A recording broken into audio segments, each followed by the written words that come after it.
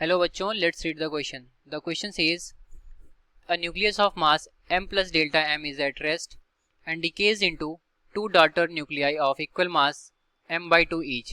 Speed of light is c. The binding energy per nucleon for the parent nucleus is E1 and that for daughter nuclei is E2.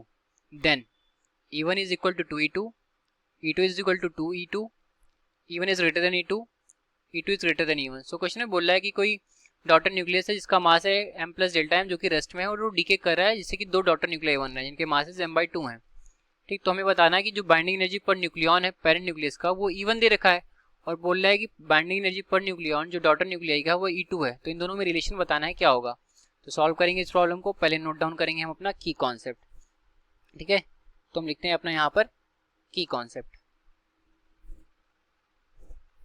की concept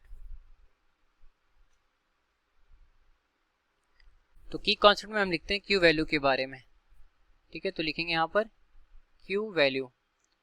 तो Q value क्या होता है, basically ये बताता है कि कितना अमाउंट ऑफ एनर्जी रिलीज किया जा रहा है या फिर एब्जॉर्ब किया जा रहा है. ठीक है, during the DK process.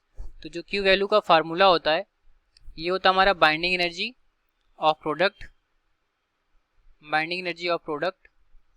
Minus binding energy of parent.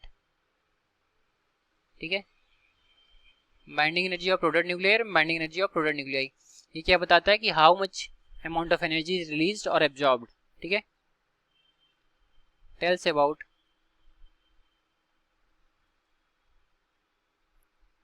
Energy that is being liberated और एब्जॉर्ब्ड, दैट इज एब्जॉर्ब्ड और लिबरेटेड. ठीक है, तो किसी भी न्यूक्लियर रिएक्शन में कितनी एनर्जी एब्जॉर्ब हो रही है या लिबरेट हो रही है बताता है क्यू वैल्यूज के बारे में. अब आते हैं हम अपने प्रॉब्लम पर. तो प्रॉब्लम में बोल रहा है कि जो न्यूक्लियस है जिसका मास m प्लस डेल्टा m है वो रेस्ट में है और वो डीके हो जा रहा है दो डॉटर न्यूक्लियाई में. ठीक है, तो इसका प्रोसेस कुछ इस तरीके से हो रहा है कि हमारा एक डॉटर न्यूक्लियाई है जो डीके हो जा रहा है दो छोटे छोटे न्यूक्लियाइज में. ठीक, तो इस केस में ये पहले हमारा रेस्ट पर, मतलब इसकी स्पीड जो है 0 है और ये डीके हो जा रहा है दो छोटे छोटे न्यूक्लियाई में.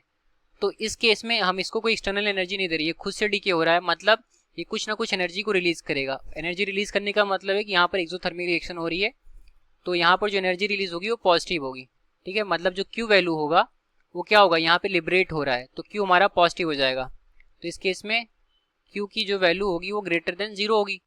तो यहाँ पर क्वेश्चन में बाइंडिंग एनर्जी के बारे में बात हो रहा है कि प्रोडक्ट के बारे में बाइंडिंग एनर्जी कितना दे रखा है. प्रोडक्ट मतलब डॉटर न्यूक्लियाई, ये है E2 और binding energy of parent nuclei का कितना दे रखा है, E1 दे रखा है. तो ये क्यू की वैल्यू हमारी ग्रेटर देन 0 है तो क्यू वैल्यू क्या है हमारा, ये है E2 माइनस E1, ये होगी हमारी क्यू वैल्यू और ये ग्रेटर देन होगी 0 से क्योंकि यहाँ पर एक्सोथर्मिक रिएक्शंस हो रही हैं.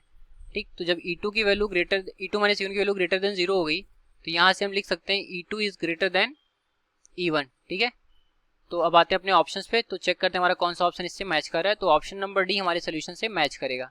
ठीक है, हेंस डी इज करेक्ट. तो ये रहा हमारे इस क्वेश्चन का correct solution. I hope you understood well. Thank you.